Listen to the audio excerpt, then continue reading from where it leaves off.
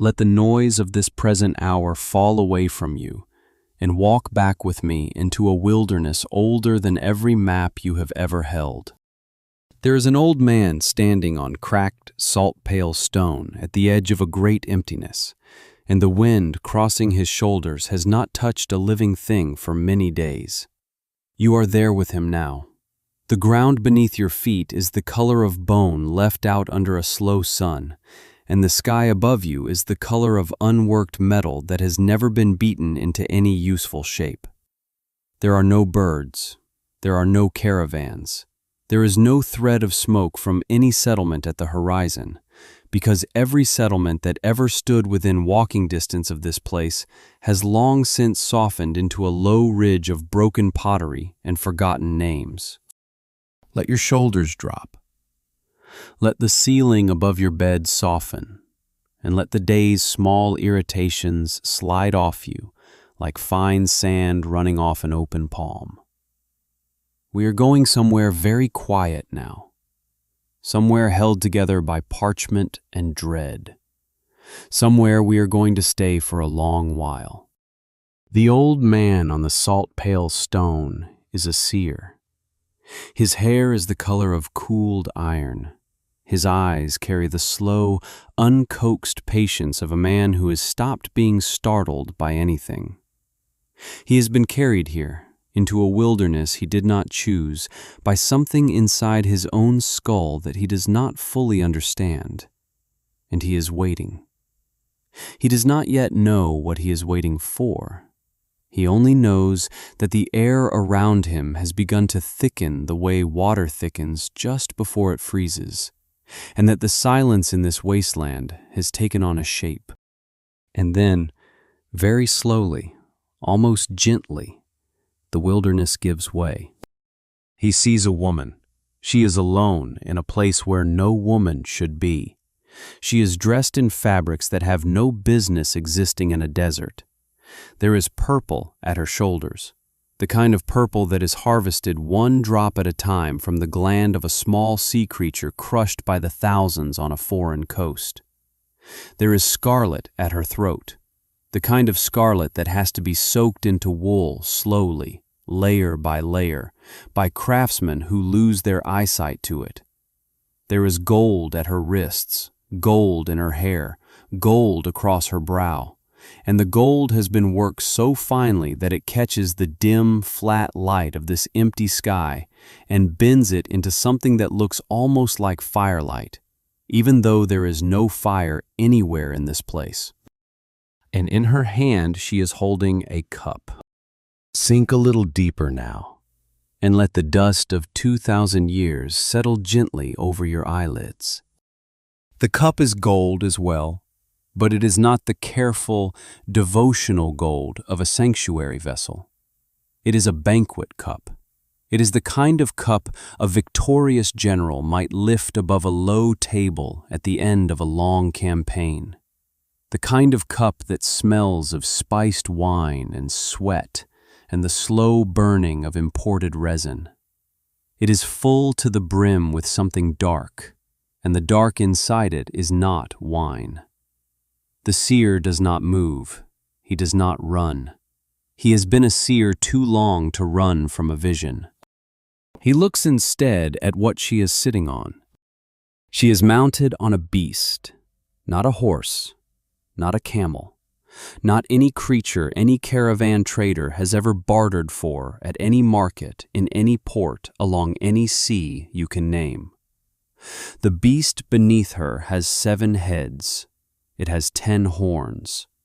Its hide is the same heavy scarlet as her gown, as though the woman and the animal had both been dyed on the same long afternoon in the same vat of long cooled blood. Across its skin, from snout to tail, are written names that the seer cannot finish reading, because every time his attention slides from one name to the next, the previous name rearranges itself, and the names are blasphemous in a way that will not stay still in human memory. The beast is not pacing. The beast is not breathing in any pattern a living animal should breathe. It is patient. It is waiting. the way a foundation waits beneath a tower that has not yet been raised. This is your first quiet lesson in the strange grammar of this vision. The woman and the beast are not two separate things. They are a single image, the way a city and its army are a single image, the way a temple and its smoke are a single image. The woman is what you see. The beast is what carries her. The cup is what she offers to the rest of the world. And what the rest of the world drinks, without ever knowing it has been drinking, is the dark held inside that cup. 3 soft phrases you may carry with you into this long story, like coins worn smooth in a pocket. The woman is splendor. The beast is allegiance. The cup is forgetting. Splendor, allegiance, forgetting. These are the 3 slow hinges on which this entire long story is going to turn, and we will return to them again and again, the way a sleeper returns to the same long breath all night. For now, simply look. Look at her purple, her scarlet, her gold. Look at the dark liquid in the golden cup, which is heavier than it should be. Look at the 7 slow heads of the beast that does not breathe like a living thing. Look at the wilderness around them, which contains nothing else at all, and notice that already, without ever having spoken to you, this woman has become the only thing in the world. That is what she does. That is how she works. Wherever she stands, she becomes the only thing in the world. She has become the only thing in the world. And now the seer's gaze, slow and reluctant, drifts upward to her face. He sees that there is something written across her forehead, a title, a name pressed into the skin above her brow as if branded there by an artisan working at the very limit of his courage. The letters do not flicker. The letters do not move. They are clean and steady. And, in the soft, sourceless light of this wasteland, they appear almost gentle. The name reads, Babylon the Great, mother of harlots, and of every detested thing on the earth. Take that name with you for a long moment. Hold it in your mouth without speaking it aloud. Babylon. The syllables are old. They taste of clay tablets and slow river water and oiled cedar. They taste of a place the world long ago stopped being able to find on any reliable map. A voice begins to speak beside the seer. He does not turn to look. He has learned, by long discipline, not to look at the ones who speak to him in such places. The voice is calm. The voice is patient. The voice has the slow texture of a much older brother explaining a long, complicated family secret to a younger one in the dark. And what the voice says to him is this: The 7 heads of the beast are 7 mountains, and the woman is enthroned upon them. The 7 heads are also 7 kings. The woman herself is the great city, the city that holds dominion over all the kings of the earth. Drift further with me now, into the smoke of a city that no living person has ever seen with waking eyes. The wilderness around the seer begins to soften. The salt pale stone beneath his feet darkens.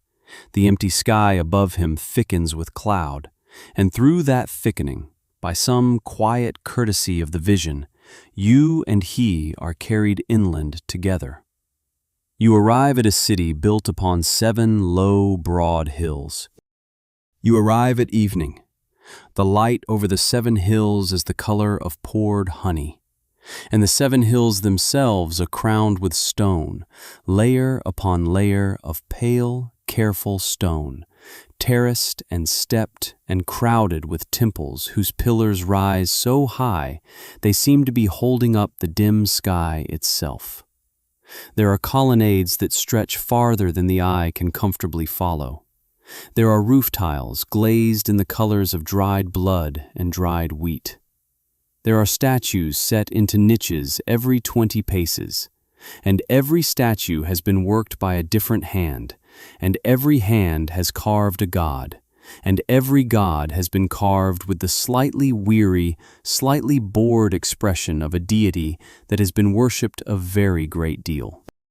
The streets between the hills are paved with great fitted stones, oiled by the passing of so many sandals over so many generations that they have begun to glow faintly underfoot.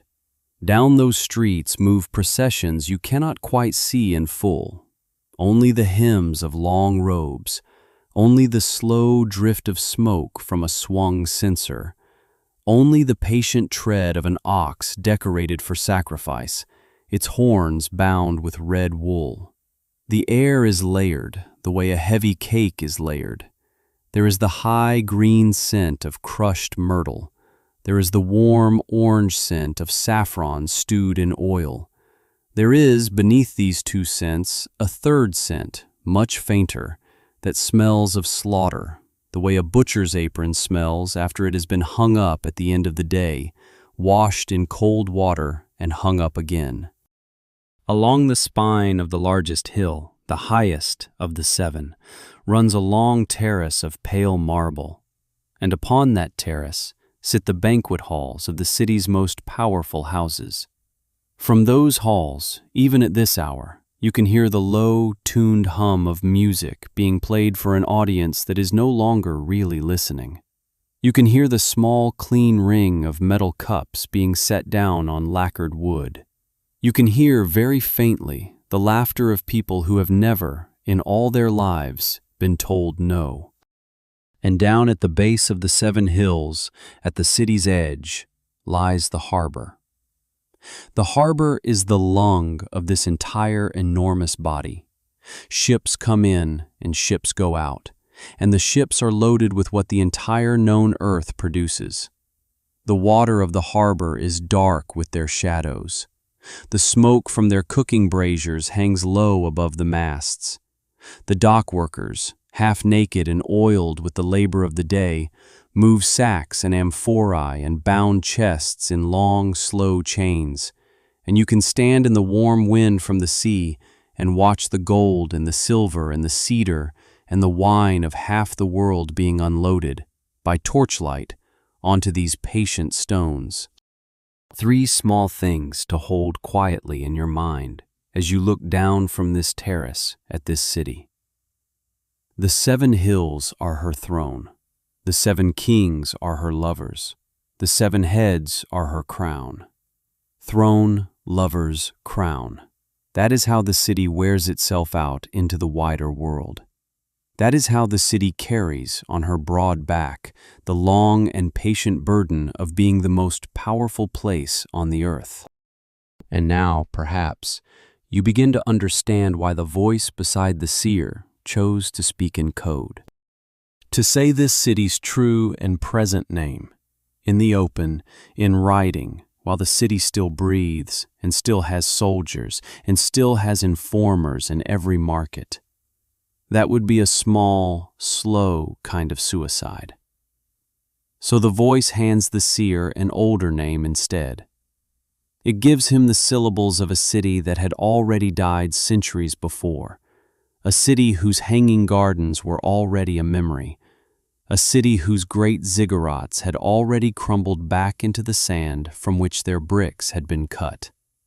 The voice gives him Babylon, because Babylon is safely dead, and because every tyranny that has risen since Babylon has been, in some hidden way, the same tyranny wearing a fresh face.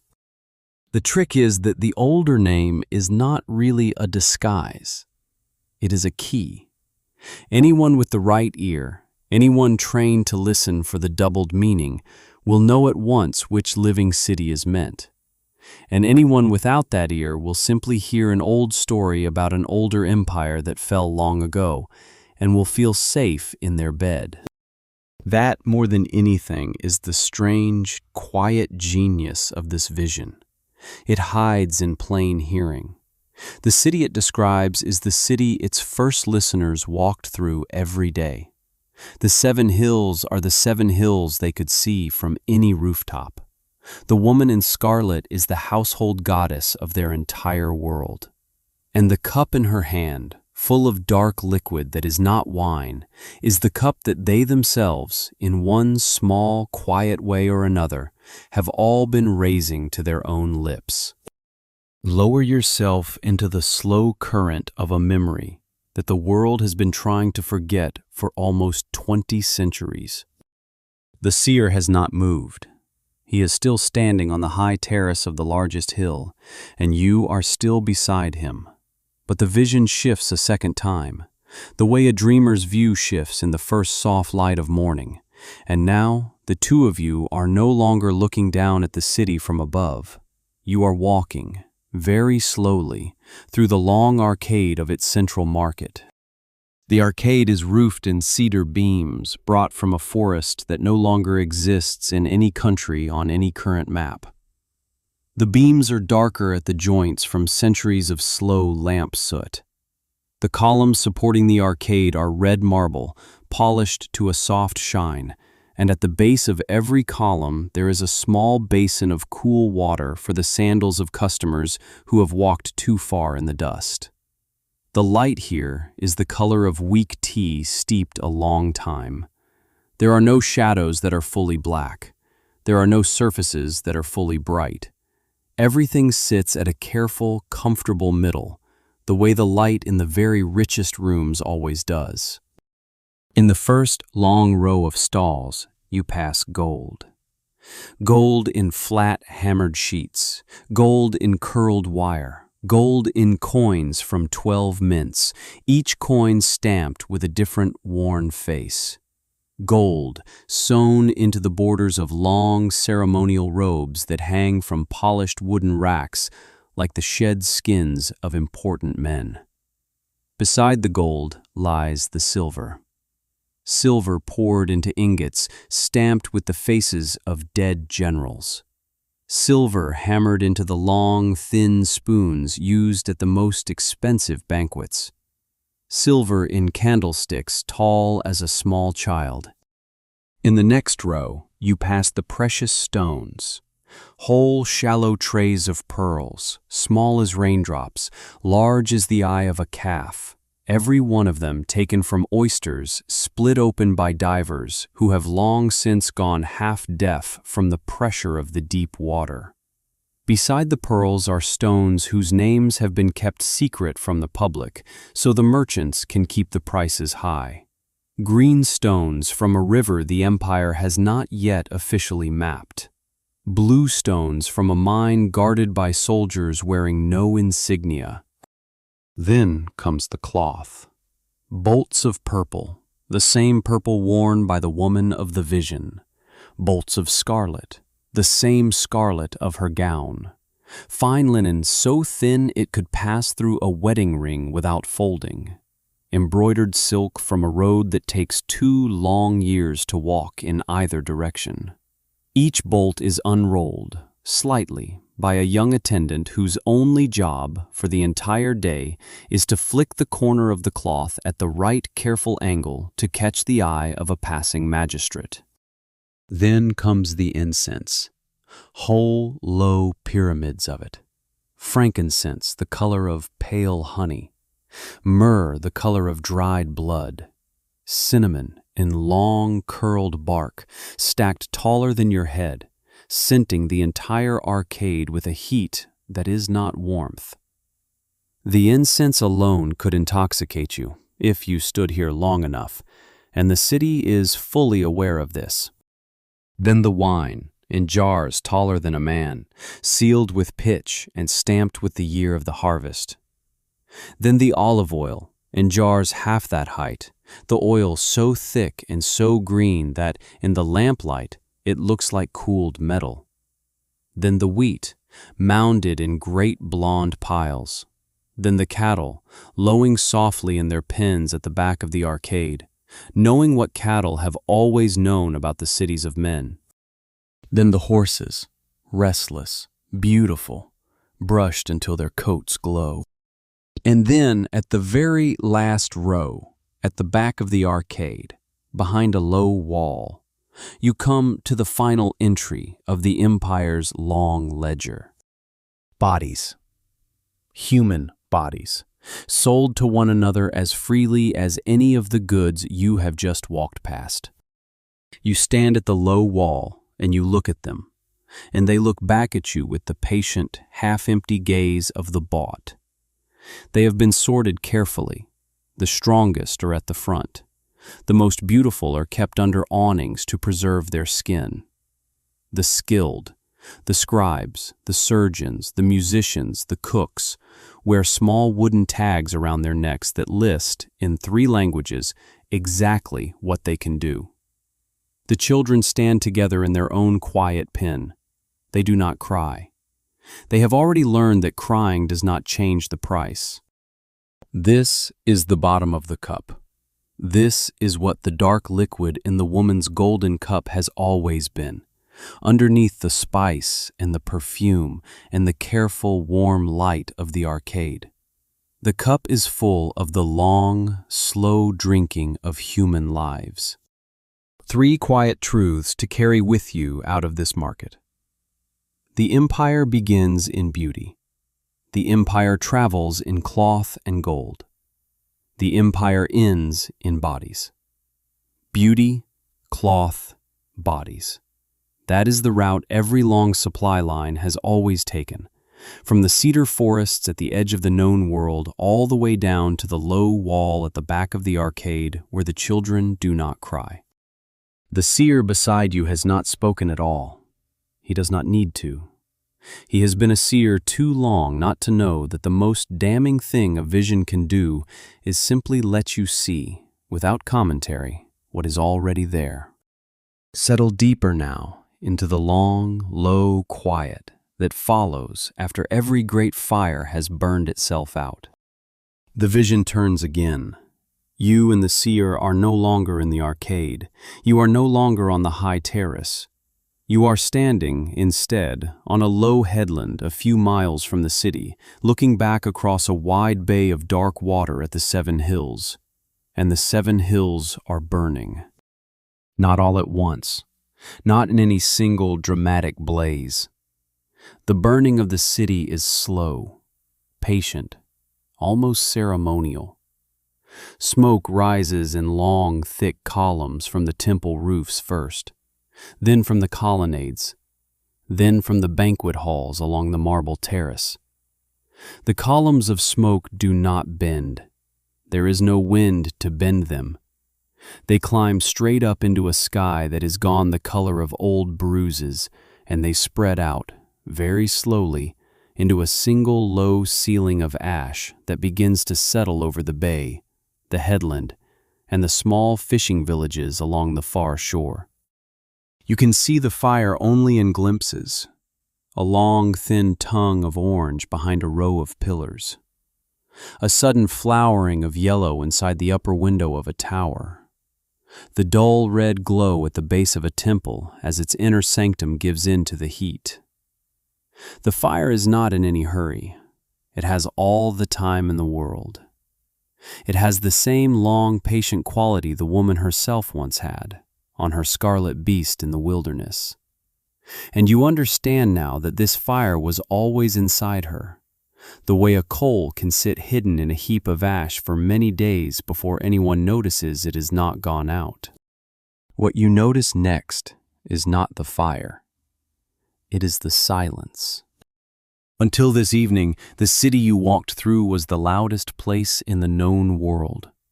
There were musicians on every terrace. There were craftsmen in every alley, hammering and turning and grinding and weaving from before dawn until well after dark. There were the long, deep millstones of the great public bakeries, turning slowly in their wells, grinding the wheat of 3 continents into the bread of 1 capital. There were lamps in every window, oil lamps and beeswax candles, and the small, clean flames of votive offerings burning in the niches of the household gods. There were weddings, every evening, in some street or other, and the songs of the bride and the bridegroom as they were walked from one house to the next, with crushed flowers underfoot. And now there is none of it.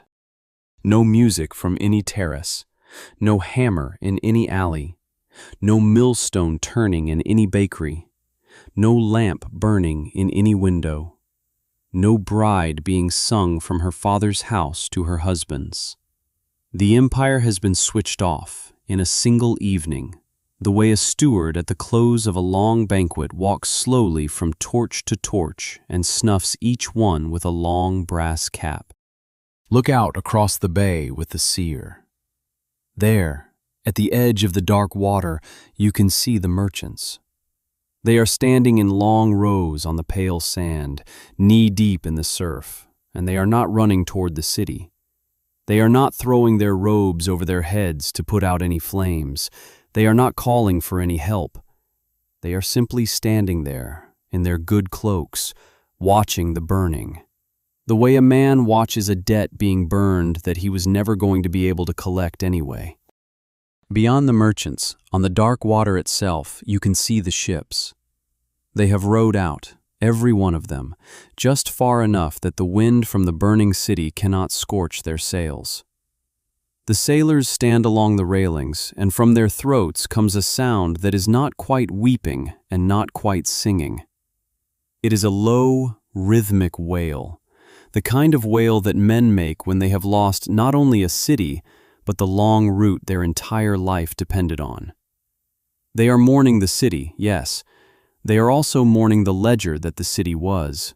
They are mourning every cargo of cedar and saffron and oil and human bodies that this harbor is never going to receive again. And further out still, on the high cliffs across the bay, you can see the kings. They have been carried up here in their litters, very early, by bearers who knew the road. The bearers stand back, at a respectful distance, holding torches that no one has yet lit. The kings themselves sit in their chairs without moving. Their faces are the faces of men who once believed that the city below them was the world. They are learning, at this exact, slow hour, that no city is the world. They are learning, at this exact, slow hour, that they were not loved by her. They were leased. 3 soft sentences to carry with you out of the long, firelit quiet of this fall. The merchants will not weep for her. The sailors will weep only for the rout. The kings will weep only for the lease. Merchants, sailors, kings, they are the 3 rings of mourning around the burning, and not one of those rings is mourning her for her own sake. She is the most splendid thing the world has ever produced, and at the hour of her end, no one in the entire vision steps forward and speaks her true name with affection. That, perhaps, is the loneliest detail in the whole long story. A city built to be the only thing in the world is a city that, when it falls, has no one left to grieve it. Let your breathing slow now with me, into the rhythm of older books that learned, long before the seer, to fear the same thing. The vision on the headland softens. The smoke above the bay thins. The fire becomes only a glow at the edge of memory. And the seer turns, very slightly, in the direction of his own enormous library. A library that is not really a room, but a long inheritance of older prophets standing behind him in a single, quiet line, each of them holding out a single page of warning toward the city that has just fallen. Because the woman on the scarlet beast was never the first of her kind. She is a composite, the way all the deepest figures of dread are composites. She has been built, image upon image, from the warnings of much older books, by a man who knew those older books by heart and could draw on them in his sleep. To stand near her, in any vision, is to stand near every prophetic city the older books have already mourned.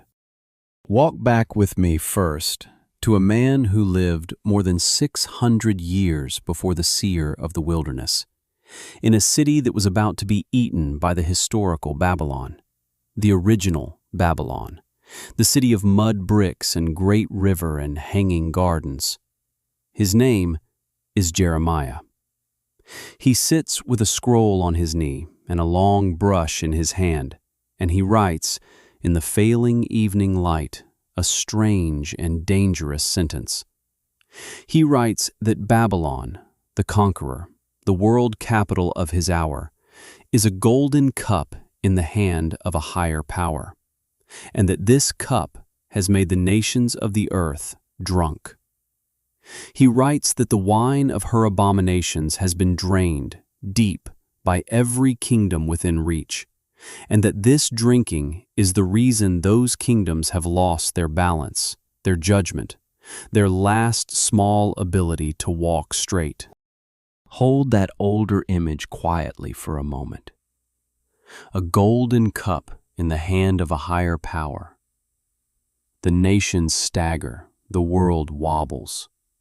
6 centuries later, in a wasteland on a small island in a small sea, another seer will look up and see a woman holding a golden cup, and he will know, without anyone needing to tell him, exactly which older sentence he is being asked to remember.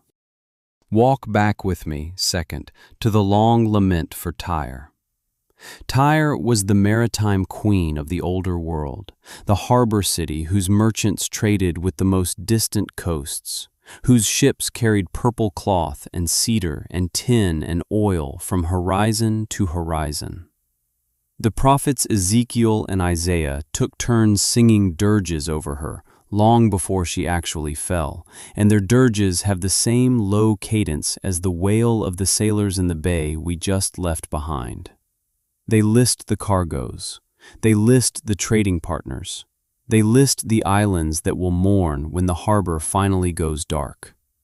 They paint Tyre as a great, patient ship, herself a vessel made of cedar and pine and ivory, slowly sinking under the long weight of her own wealth. When the seer of the wilderness writes his cargo list, gold, silver, pearls, purple, incense, wine, oil, cattle, horses, and human bodies, he is not inventing. He is laying that list carefully on top of Ezekiel's older list, the way a son lays his hand on top of his father's hand at a long, quiet meal. Walk back with me, third, to Nineveh. Nineveh was the great northern capital of the empire that had eaten so many smaller kingdoms before Babylon ever did. The prophet Nahum sang a small, terrible song about her, and in that song, Nineveh was named a harlot, not because of any single act, but because she had taught entire peoples to forget who they were in exchange for the privilege of trading with her.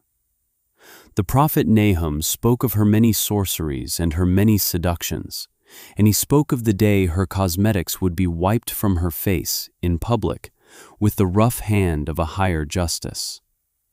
The seer of the wilderness has read Nahum. He has Nahum at his elbow. He is not borrowing one image. He is gathering many images into one. Walk back, fourth, into a much older world still, the world before any of the prophets, the world of the great female figures of the older Near East. There was Ishtar in the cities along the rivers of Mesopotamia, who was at once the goddess of love and the goddess of war, who could lead an army by torchlight and in the same evening preside over the bridal chamber. There was Astarte, worshipped along the coast of Canaan and down into Egypt, who blended the same two functions, sexual prestige and military power, in a single crowned figure. Small statuettes of these goddesses sat in the household shrines of half the older world.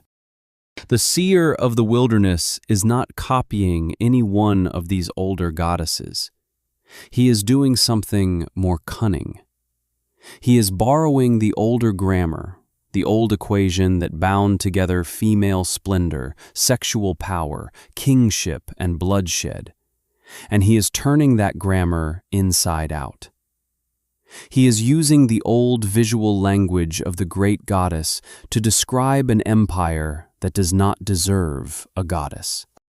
Walk back, finally, to Daniel, who once lay down in his bed on the banks of a foreign river and dreamed of 4 great beasts coming up out of a churning sea. Each beast was an empire. Each empire ate the one before it.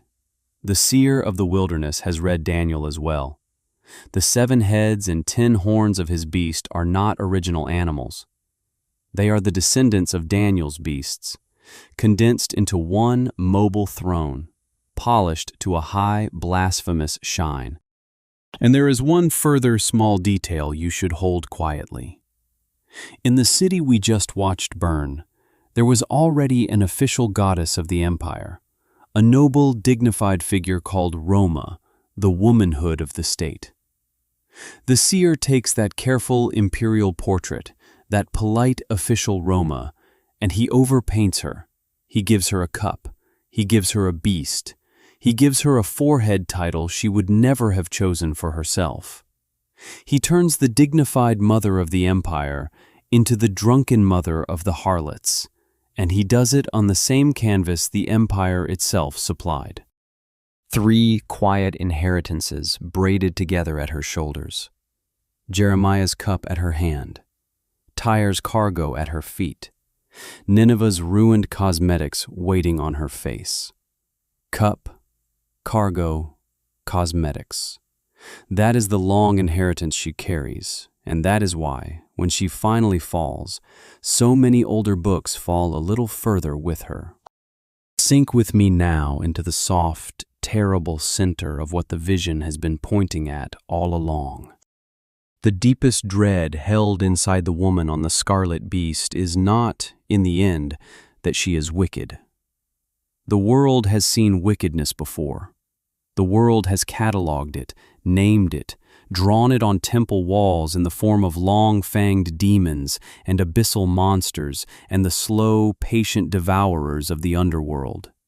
Wickedness, as a category, is old and somewhat manageable.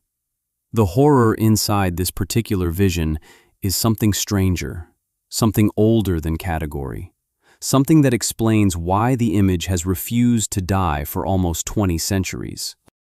The horror is that she is beautiful. Not pretty, not pleasant. Beautiful in the full, heavy sense of the word. Gold across her brow, scarlet at her throat, music behind her in every banquet hall, processions in front of her in every paved street. She is the most accomplished thing the world has ever made. She is the long, careful, generations-deep flowering of human civilization, and she has, in the same moment, become the long, careful, generations-deep flowering of human predation. The two are not separate developments. They have grown together, the way a vine and the wall it climbs grow together, until you can no longer be certain which is holding the other up. That is the first stratum of the dread.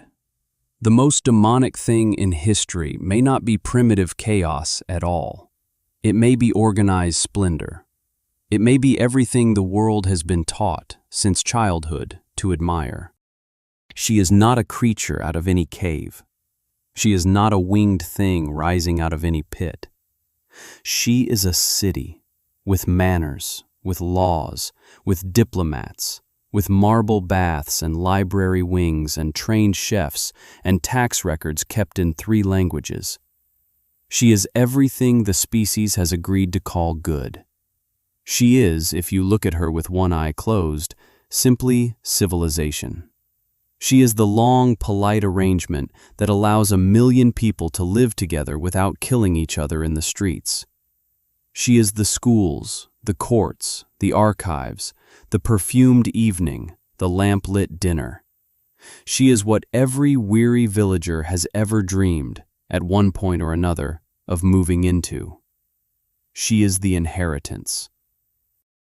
And she is also, with the other eye open, the long, quiet vehicle on which the slow grinding of the weak has been carried out for generation after generation, dressed in every kind of beauty the species has ever invented to make that grinding tolerable.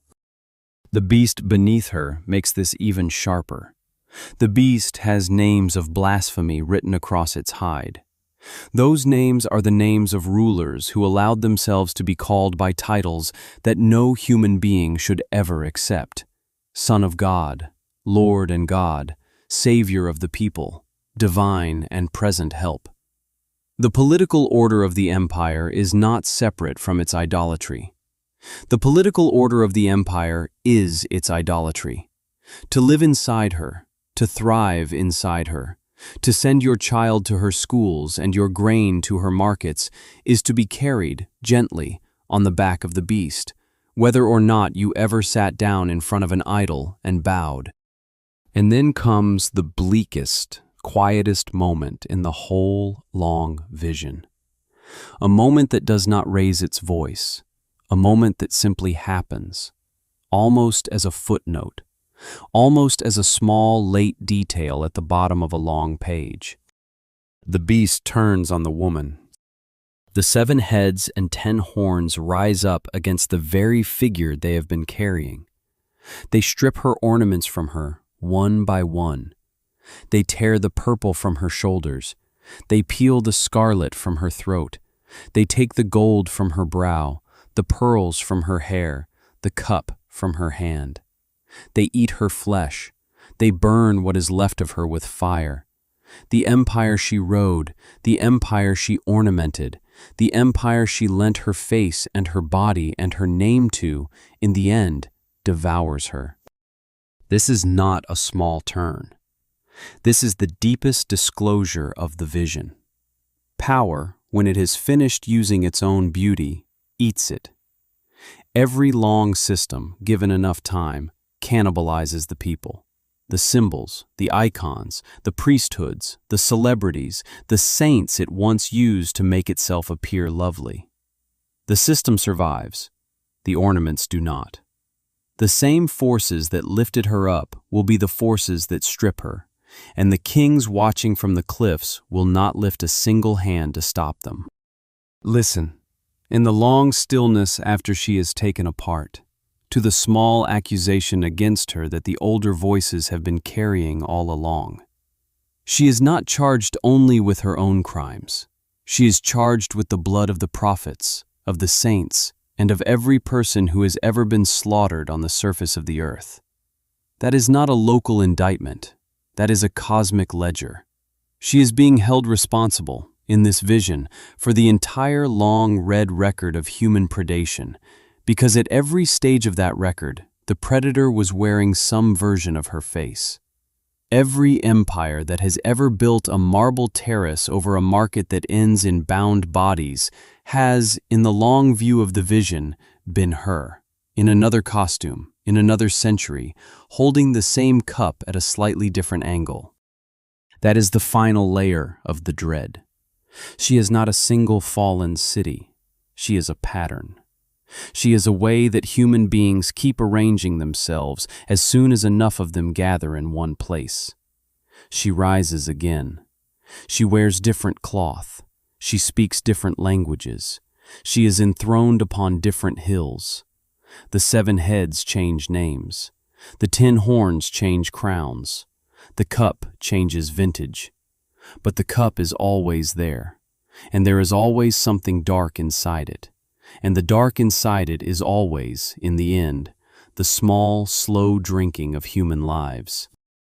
3 quiet things to carry with you out of this center of the vision.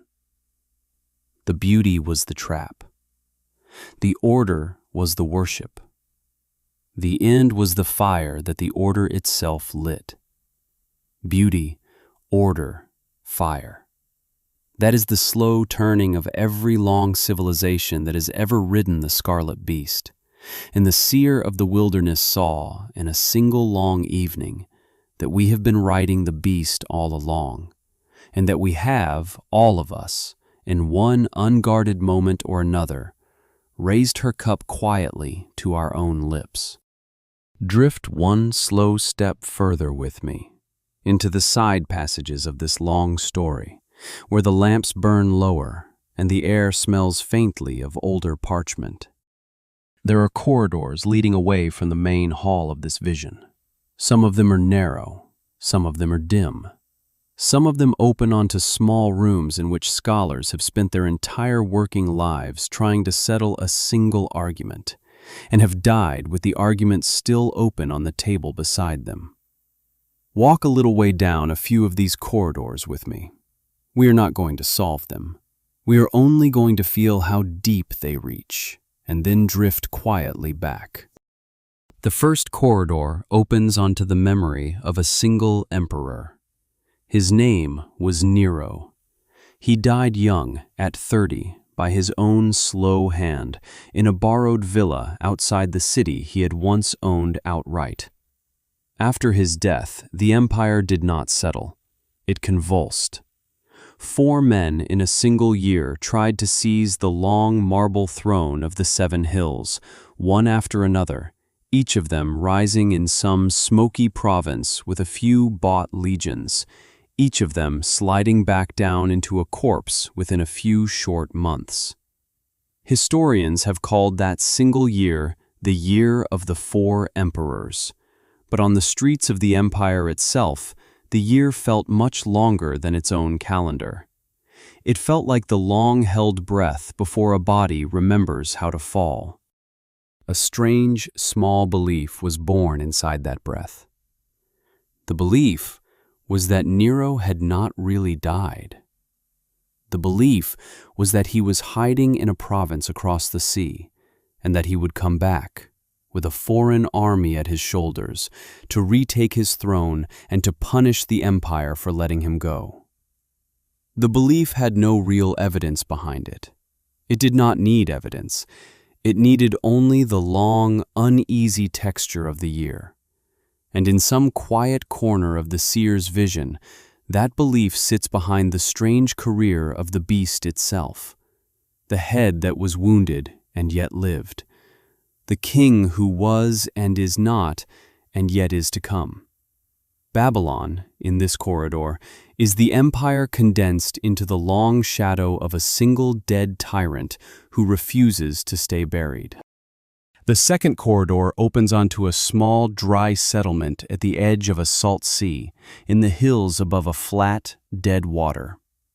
In that settlement, by the warm yellow light of olive oil lamps, a community of severe and patient men sat for many years copying scrolls.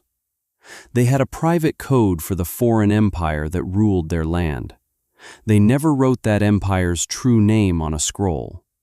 They called it instead by an older word, the Katim, a word borrowed from a dim memory of the Western Islanders of an earlier age. To say Katim was, for them, to say Rome, without ever having to write the dangerous syllables. The seer of the wilderness was not alone, then, in his use of an older name. The trick of using a long dead syllable to point at a living empire was a trick already practiced, in the same generations, in the same dry hills, by other men with the same fear. Babylon, in this corridor, is one more example of a wider quiet habit, the habit of writing the name of the present terror in the syllables of an older terror, so that the present terror cannot read its own description.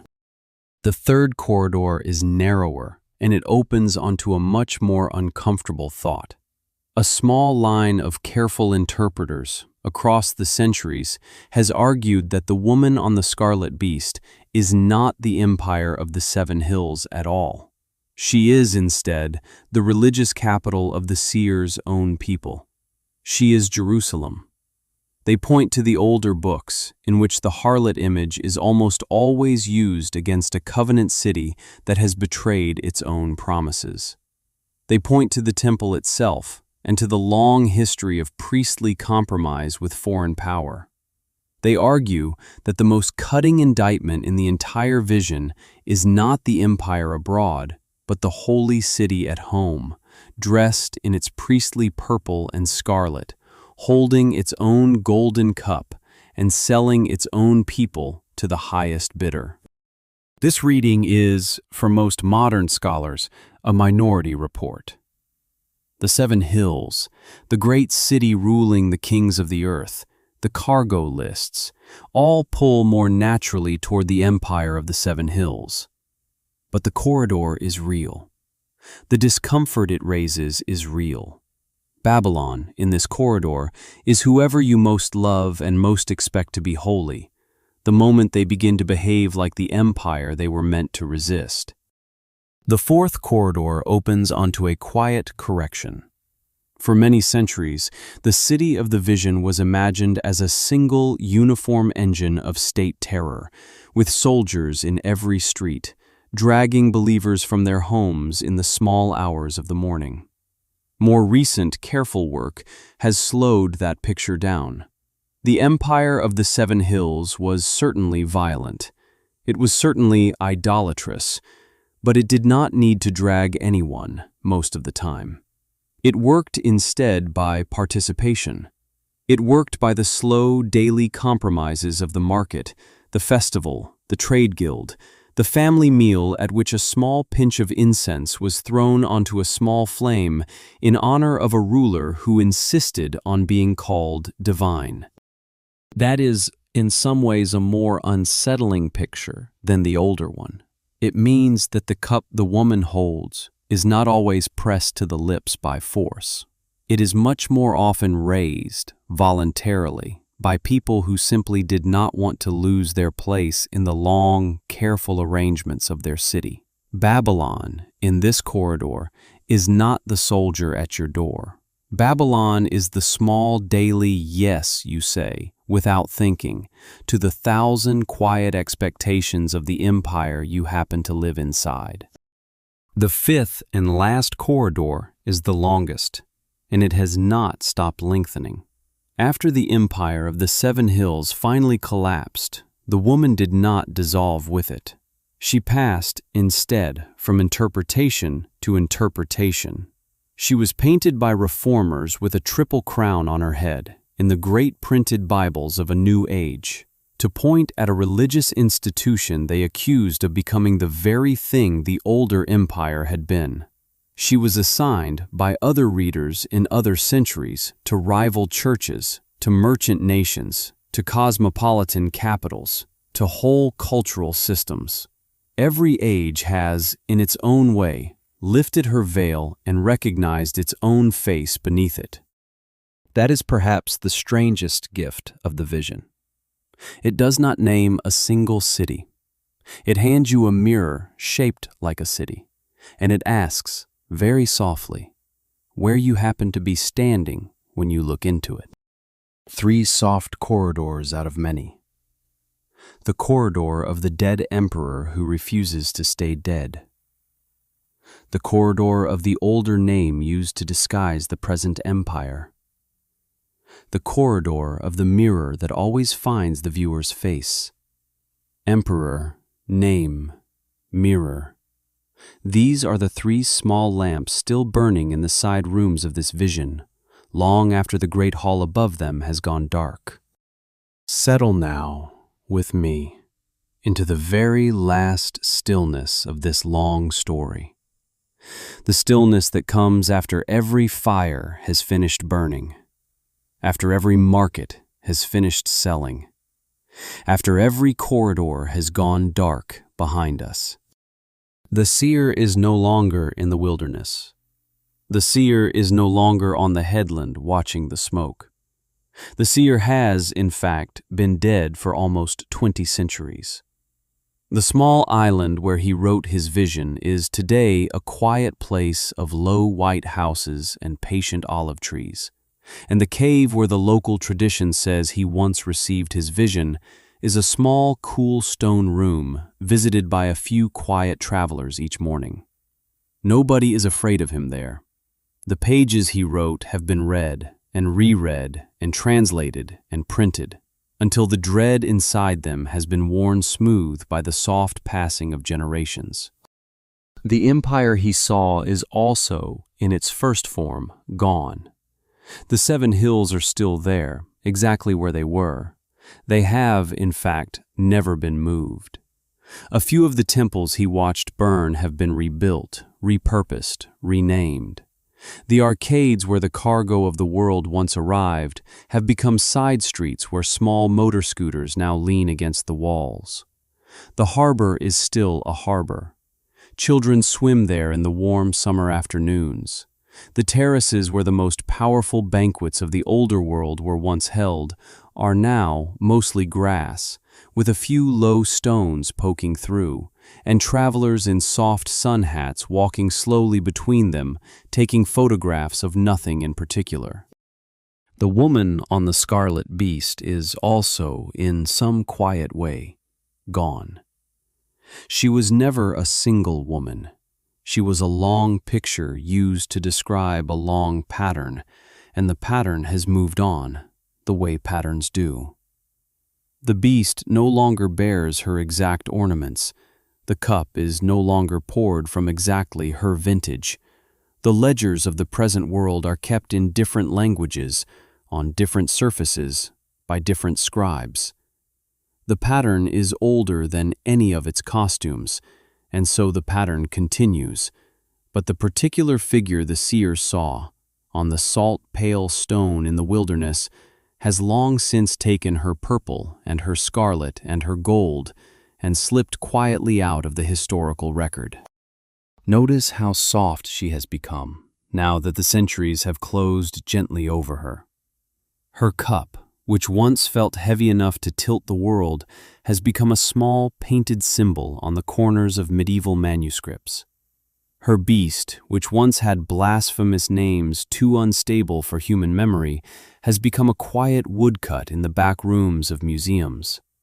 Her city, which once felt like the only thing in the world, has become a chapter in a long book of chapters, kept on a high shelf in a quiet room, dusted once a year by someone who has never read it.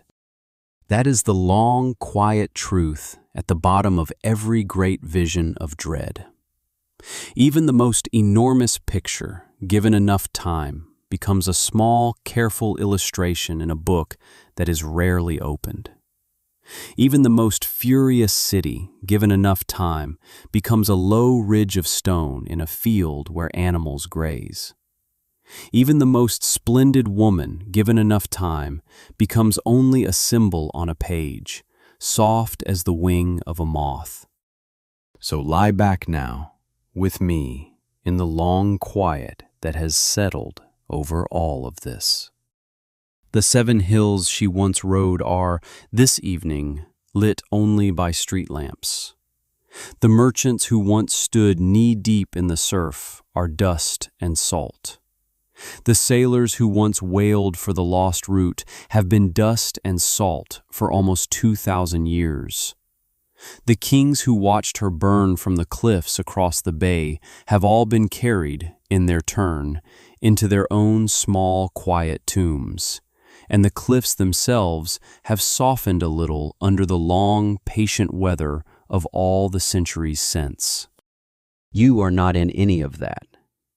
You are in your own room, with your own ceiling above you and the soft weight of your own blanket along your shoulders.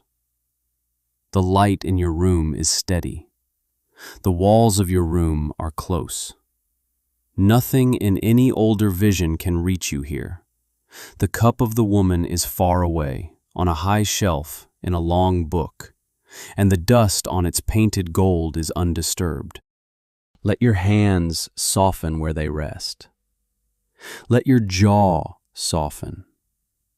Let the long line of your shoulders soften.